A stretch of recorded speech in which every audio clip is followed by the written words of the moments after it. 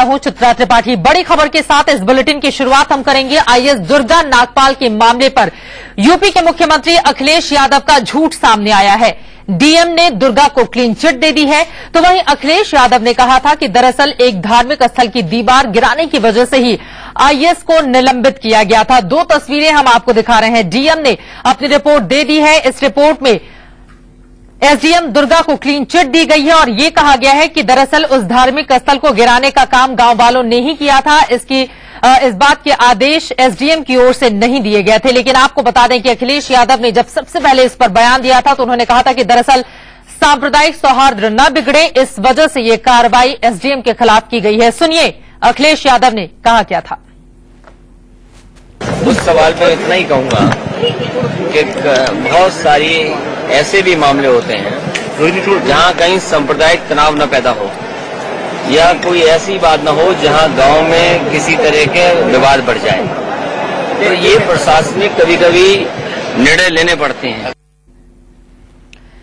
आपको बता दें, मीडिया से मुखातिब होते हुए उत्तर प्रदेश के मुख्यमंत्री की ओर से यह बयान दिया गया था और इस बयान की पोल खुलती हुई भी अब नजर आ रही है।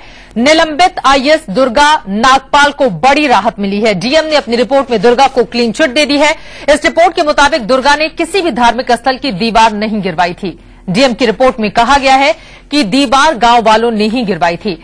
नोएडा की एसडीएम रही दुर्गा नागपाल ने किसी भी दीवार को गिराने का आदेश नहीं दिया था। आपको बता दें कि यूपी के मुख्यमंत्री अखिलेश यादव ने कहा था कि दुर्गा नागपाल ने एक धार्मिक स्थल की दीवार गिरवाने का आदेश दिया था, जिसकी वजह से दुर्गा नागपाल को निलंबित किया गया था। ये कहा था उत्तर प्रदेश के मुख्यमंत्री अखिलेश यादव ने। लेकिन अब स्थिति साफ हो चुकी है। डीएम की रिपोर्ट सामने आ चुकी है और डीएम की रिपोर्ट पूरी तरह से एसडीएम को क्लीन चिट देती है।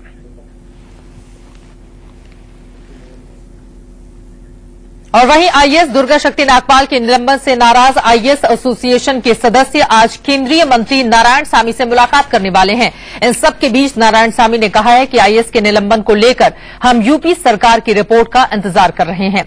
दुर्गा के निलंबन को लेकर मायावती ने भी राज्य सरकार पर निशाना साधा है।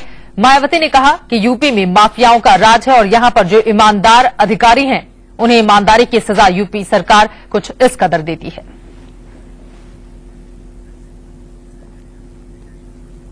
हैरान करने वाला ये पूरा का पूरा मामला अब इस रूप में है क्योंकि इस बात को अब बल मिलता है कि दरअसल खनन माफियाओं के खिलाफ कार्रवाई की थी दुर्गा शक्ति नागपाल ने और इसी वजह से उन्हें निलंबित कर दिया गया। सवाल बड़ा ये उठता है कि डीएम की रिपोर्ट के बाद क्या निलंबन वापस लिया जाएगा। सीधे रुख करेंगे राकेश कुमार सिंह, हमारे संवाददाता जुड़ चुके हैं।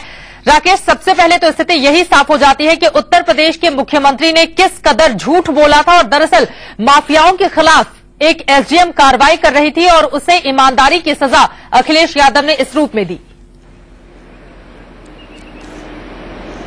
देखिए, साफ तौर पर चित्रा, अखिलेश सरकार की पूरी तौर पर इस मामले पर पोल खुल गई है और दुर्गा शक्ति नागपाल निलंबन मामले में यह साफ हो गया है कि जिस तरह से उन्होंने जो माइनिंग माफिया के खिलाफ काम कर रही थी उसका सजा उनको भुगतना पड़ा।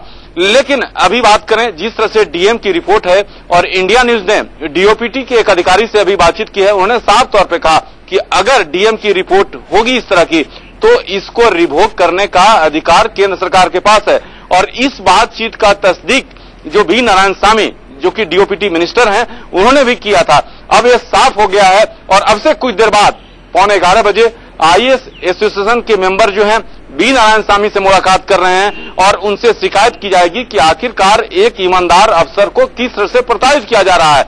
उधर उत्तर प्रदेश सरकार अभी भी किस तरह से अपनी उसकी लज्जा नहीं है इसे साफ झलकता है और आरोप पत्र देने की तैयारी में है उत्तर प्रदेश सरकार। कहीं न कहीं साफ तौर पर चित्रा बात करें तो वोट की राजनीति इस पर हावी दिख रही है और उत्तर प्रदेश सरकार की मंशा यही है। बिल्कुल, यूपी सरकार की मंशा यही है, खनन माफियाओं को किस कदर बढ़ावा देते हुए खनन राज बनाने की कोशिश उत्तर प्रदेश में और इसी वजह से अखिलेश यादव इस वक्त सवालों के घेरे में है। बहुत शुक्रिया राकेश इस पूरी जानकारी के लिए। खबरों में आगे बढ़ेंगे। उधर